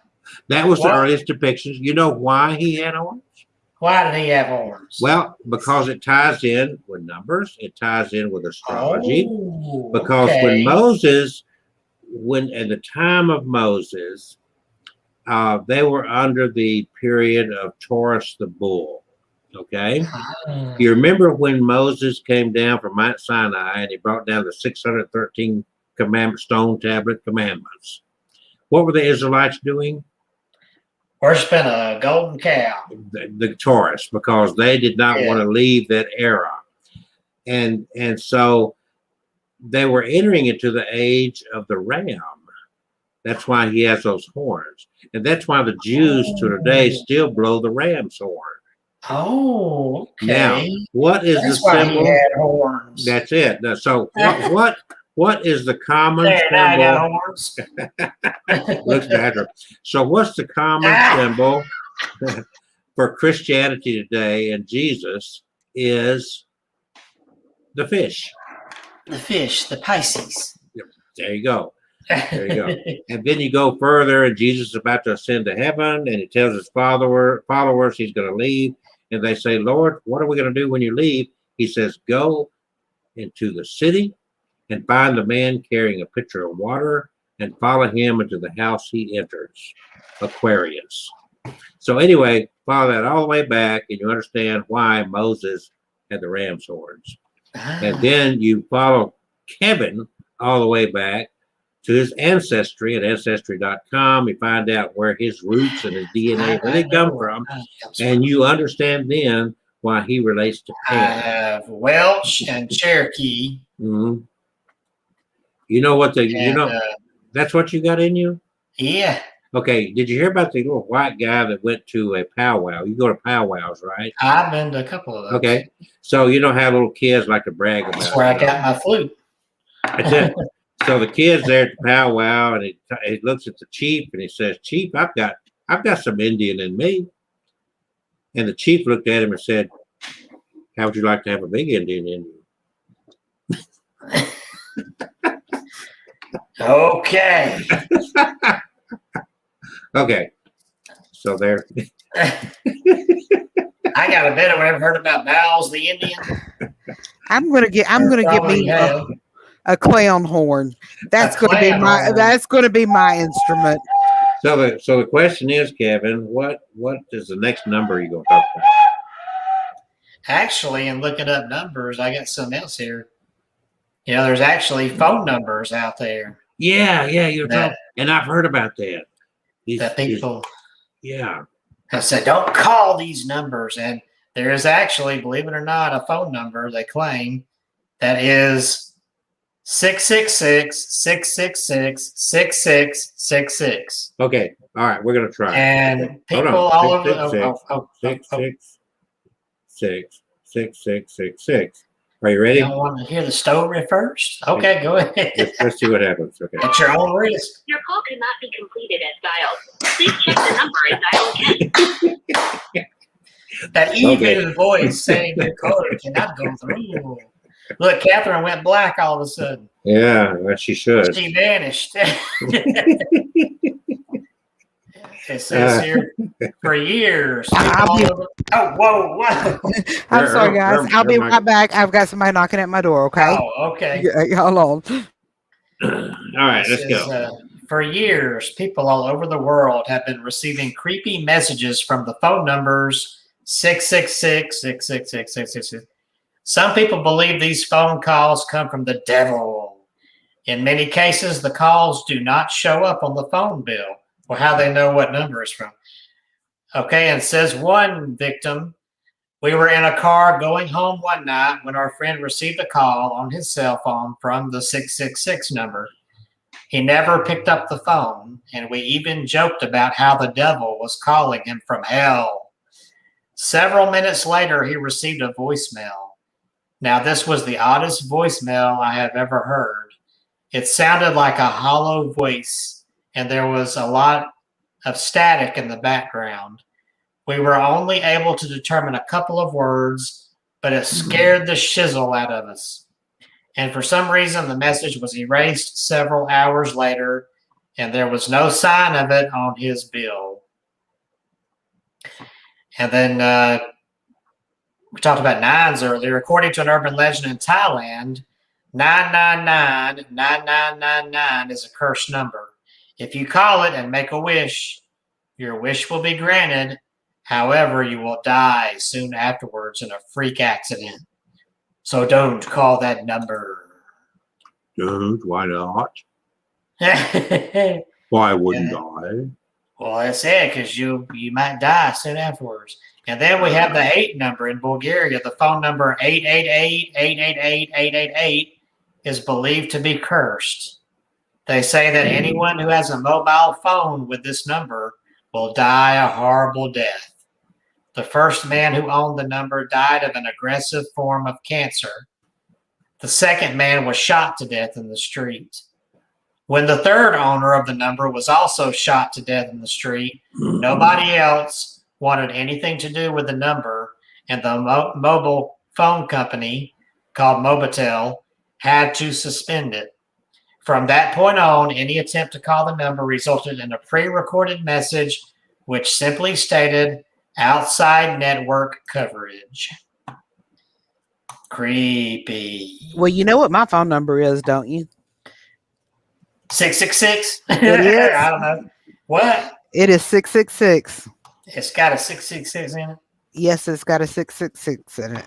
And no, I'm not going to give out my personal phone number. Oh, here's one that Kelsey will like. Dialing the Dead. Ooh. I read this in a book of true ghost stories. People who were children in the 1970s claimed that in the UK, there was a mysterious number that could be dialed for free in a payphone. When the call was picked up, you would hear a woman's voice saying over and over, help me, Susie's dying. Back in 1975, when I was 9 years old, some of the kids I hung around insisted we all pile into the nearest phone box to hear a spooky message. I think the number you dialed was made up of zeros, ones, and twos, and you did not need to insert any money. You could hear a woman speaking in a curiously monotone voice saying, help me, Susie's dying, over and over. Sometimes she said, help me, Susie's drowning, always in the same monotonous voice. I can remember cramming into a phone box with various other kids to hear the strange Susie's dying message. I cannot remember the number dialed. I remember the mysterious messages, though, and the scary voice when I was a child and was playing with the old red phone boxes. As I remember, you put a coin in the slot and dialed 2020-2020, and the voice on the other end would be crackly but audible saying, help me, Susie's dying, which would send us kids running in all directions. And here's another one. I have a vivid memory of the strange phone message. I was with 3 other girls from school, and we were messing around in a phone box calling random numbers. One of the girls said she knew a number you could call to hear a spooky message. I think there were 3s and 2s in it. When she called this number, we all heard the Susie's dying message. Needless to say, we were all freaked out by this. Now, I've heard this story before, but here recently that alleged number they dialed is no longer in service, and I don't think there is any other. I don't think the Susie's dying number exists anymore. That might have been some sort of, some sort of thing that was set up for a promotion. I don't know, but maybe it was a scary movie. You know, when the movie Carrie came out, there was a number you could dial. Let me go back to it. Here it is. It was 207-404-2604. This number was set up to promote the horror movie Carrie. At the end of the trailer for the movie, it said, call Carrie, and the number was displayed on screen. When you call the number, a different number calls you back 3 times with creepy messages. The first is horrified screaming, the second is spooky singing, and the third is scary whispering. But that number is no longer in service. I tried that a couple of years ago. Yeah, that's been going a long time. So, but So yeah, here's some more here. In Japan, the number 090-4444-4444 was known as Sadako's number. If you call the number, you are supposed to be able to hear some strange, creepy noises. They say that anyone who calls the number will die within a week in some type of accident.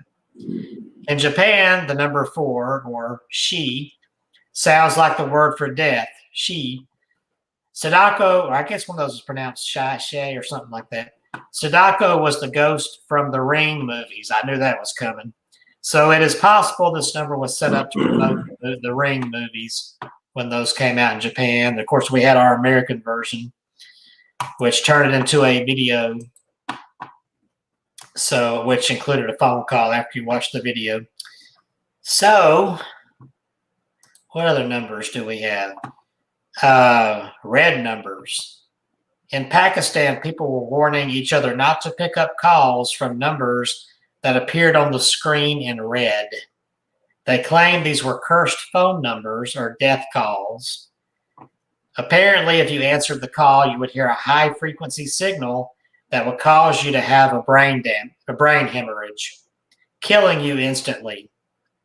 There were reports that dozens of people had already been killed by answering calls from these sinister red numbers. And then in America, we've got, I mentioned that 666 number. In America, in the USA, there's an urban legend about the phone number 666. Just those 3 numbers. If you dial that, they say if you call it, you will contact the devil directly.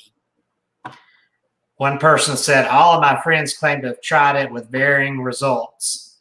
Some say nothing happened. Some say they heard eerie music. Others say they heard satanic voices. Jump, jump, jump, jump, jump, jump, jump, jump. And let's see, is there another? Oh, here's another one. This is another Asian legend. The number 1-000-000-000. In some Asian countries, people claim that this number is cursed. If you called it, you would hear a male voice telling you that if you did not call 15 or more people and tell them about the cursed number, you would die. Now that sounds like a chain letter. Mm-hmm. It's probably spam. That's what it is. Hello, crazy girl. Oh, we got crazy girl joined us. Finally, where's she been all night? I'm worried about Billy Bird. I was about to say, this is 2 weeks in a row, no Billy Bird. I've had the flute and everything. I know. I scared him off with the flute when they finally He couldn't handle the flute. He thought he could. But then the flute came out and he thought, I can't handle that. Hey. Yes, second week in a row I haven't seen Billy Bird. Second week. Second week.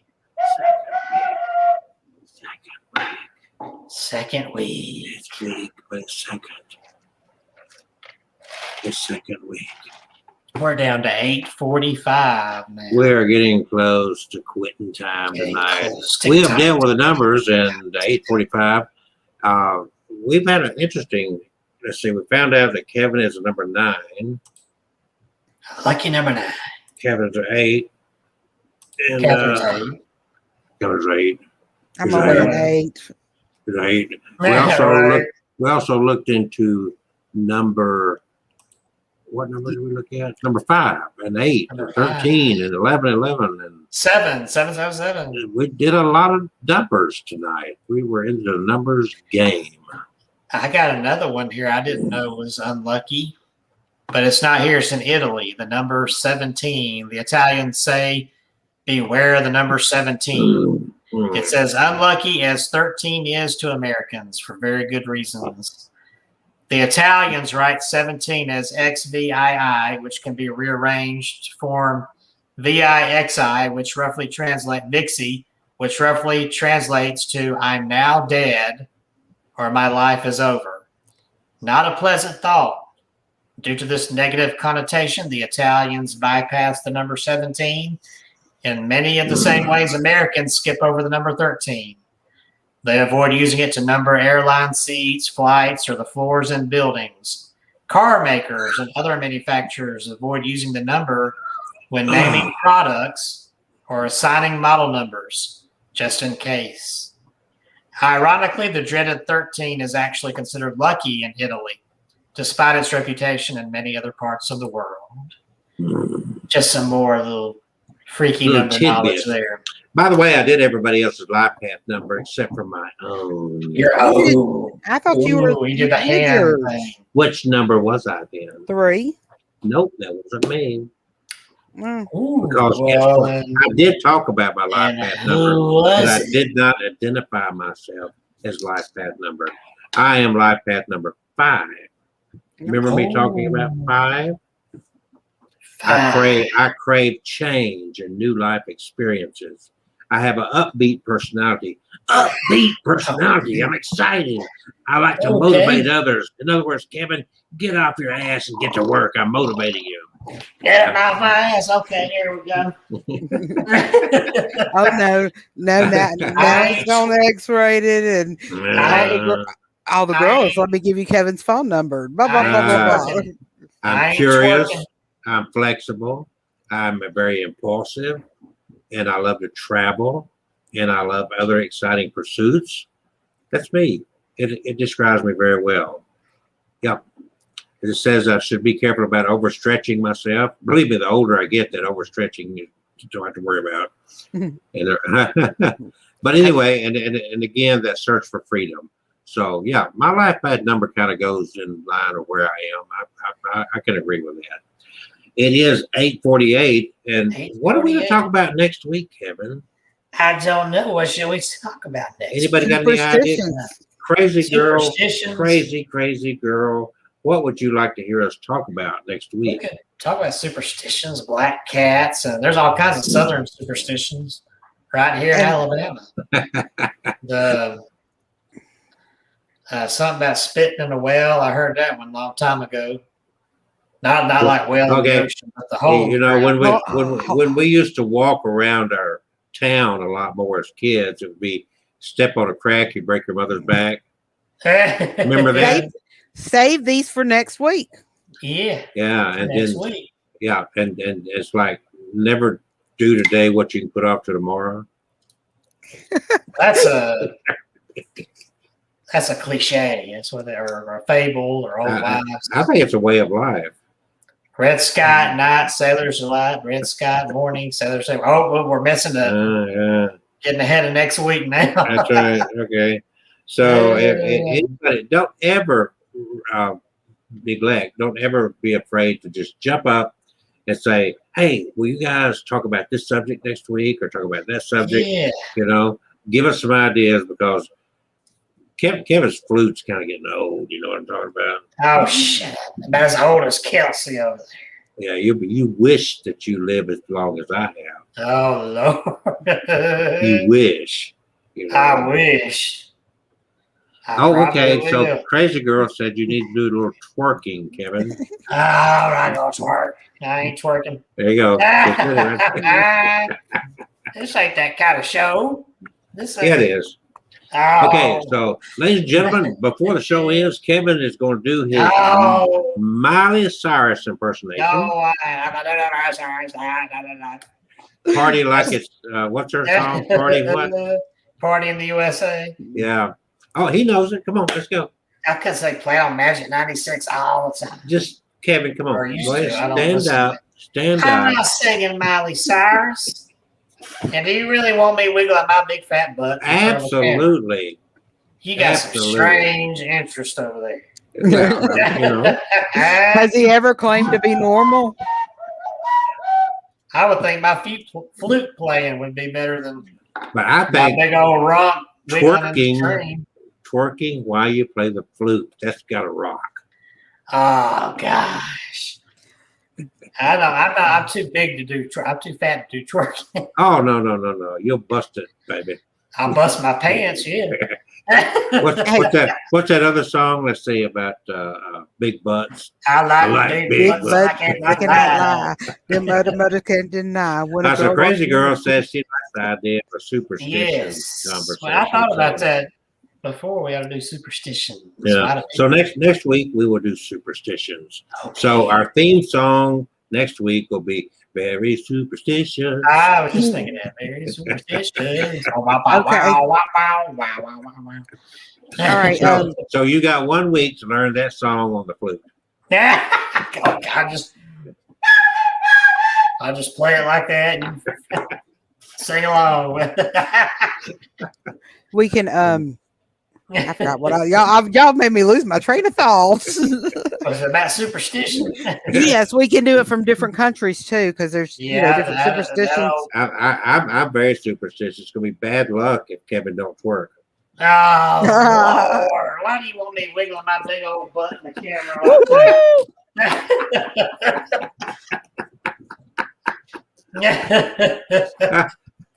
Yeah. Next time you got to drop your drawers and moon it. These clothes are staying on. Please, now, please. Let's keep it PG. somewhat R. So now it's your turn to twerk. I'm not getting up. You ain't getting up off that bed. No way. I'm not getting up off this bed. Nope.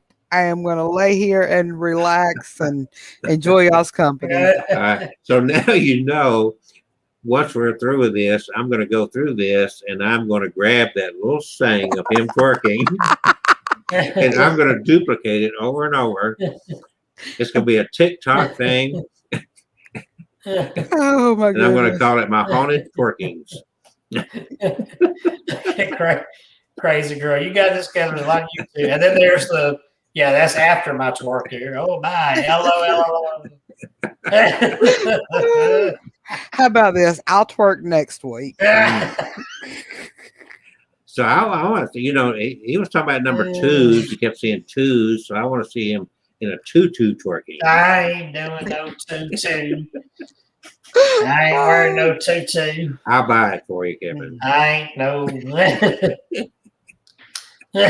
Hot pink and purple. No, I don't swing that way. No. Yes, Catherine, just find a meme. What was that? Just find a meme of someone twerking. Kelsey's going to make a meme of Kevin twerking. Oh, Kevin, I've got that preserved for posterity. Oh, Lord. We're going to put that all over. And I got to figure out a good song to put with it. Very superstitious. You put that. Oh my goodness! And you know what? I will overlay a tutu over him. Oh God! Wow! Kevin knows I'm good with video. I never stuck you in a tutu. Yeah, but you played that damn flute in my ear. You wanted it. You begged for it for weeks. No, that was Billy Bird. You kept flashing that picture up there. And Kevin, why don't you play the flute? Kevin, why don't you play the flute? So when are we planning another road trip? Oh Lord, I got to ride with you again. That's the most fun you've had. I did really well. Wait, she did. And think about it, Kevin. Quiet. Think about what we caught. You guys caught it. Yeah. I mean, that was, yes. And nobody else, I've researched, nobody else has caught that. Yeah. We're the best. We're number one. Yeah. Simply the best. Well, I'm number 1. Kevin's number 2. Now, she's written a paragraph here. I know. I was about to read. When I was... oh, Lord. I guess that's how it is. Catherine, you can get a fake butt waving. Here you go. She sent you a tutu. No, don't send me no tea. Crazy girl. Hey, wait a minute. Crazy girl. When are you going to join us for a show? I know it's got to be an evening that you're not oversleeping. You want to join us next week as we talk about superstitions? Because she's in the UK, isn't she? Where's Kevin? She's over in Ireland or what? Yeah. Oh, I get confused. I know somebody was on here from Kentucky, but that was somebody else. That was Billy Bird. Billy Bird. Okay. Somebody. Well, I bet her superstitions over there are a little different than ours here. Yeah. Yeah. I don't know. We could find that out. That would You be think very so? interesting. Yeah. Because I'm sure that other countries don't have the same superstitions we do. Very superstitious. Now, if you ever watched Andy Griffith, you would know that an owl in the tree in the daytime means you're going to fall in love or fall out of love. Okay, we got one last. Here we go. Here's what I'm going to get Kevin, except I don't have to get the exact one. Oh, Here. what is he doing over there? Let me see. Let me get the right one here. Here we go. This one will do it right here. And I think that there's some more. Huh? Some more crazy girl. I know typo demons in a long paragraph. So yeah, crazy girl is going to help me invest in this. So no, shit, no, you ain't. No, she ain't. Why don't you wear your own dang tutu? And Mr. really, this kind of slims you up a little bit here. Are you ready? What are you doing over there? Oh my goodness! I think I'm gonna die laughing.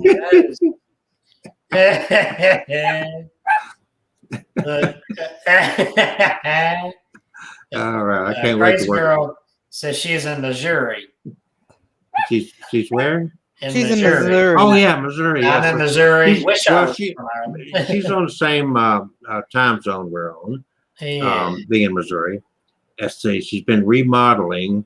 Why do you do that? I clicked it. You clicked it off. So. What's going on? Yeah, I don't even see my hands up here. The house and today or beat. Okay, well, next week, if you want to join us, just be around 7:00. I'll send you the link, or Catherine will, or Mr. Tutu will. I'm not sure how to send her the link through. I think Kevin's YouTube. probably friends with her on. Yeah, I think so. Well, I don't know on Facebook. We'll get you the link. Yeah. You can. Yeah, we can get it. Make sure you do that. All right, Kevin. So we got to get the tutu. No, you don't. Just gonna forget the tutu. You will forget the tutu. You will erase the tutu from your mind. No, it's gonna go viral. Yes. That little clip. What you're going to be amazed about is how I take that 10-second twerk and turn it into a 30-minute twerk. Why doesn't Kelsey wear the tutu? That'd be funnier with his little shiny head. I just don't want to. He wears kilts all the time, so we've seen his naked legs. But that ain't the same. And I don't want to embarrass you, by showing you up, Yeah, you're going to humiliate me by putting something out there with me in a tutu. God, with friends like this, who needs enemies? That's right. But think of what it'd do for everybody who want to buy your books then. No, it wouldn't. They'd be that fat boy. And when you go to do a convention, they'll say, there's the guy that twerked in a tutu. They want you all. We're done. It's 9:00. We're through. It's over. Thank God. History. We're still alive. Kevin's gonna be shopping for tutus tonight. No, I'm not. You can shop for yourself one. I ain't going. Sure will. You can send the link through here. Okay. So we will link her up for the show next week, Kevin. Then we'll leave that responsibility. So, well, you need to be nice to her. She's going to buy you a tutu. Buy Kevin a tutu. No fucking tutu. What? What kind of tutu? We're still alive. Tutu. That's why I shortened the word up. Kelsey's Ladies and gentlemen, it's been a wonderful 2 hours. Peace and love. Till next week. That's not a threat. That's a warning. It's both.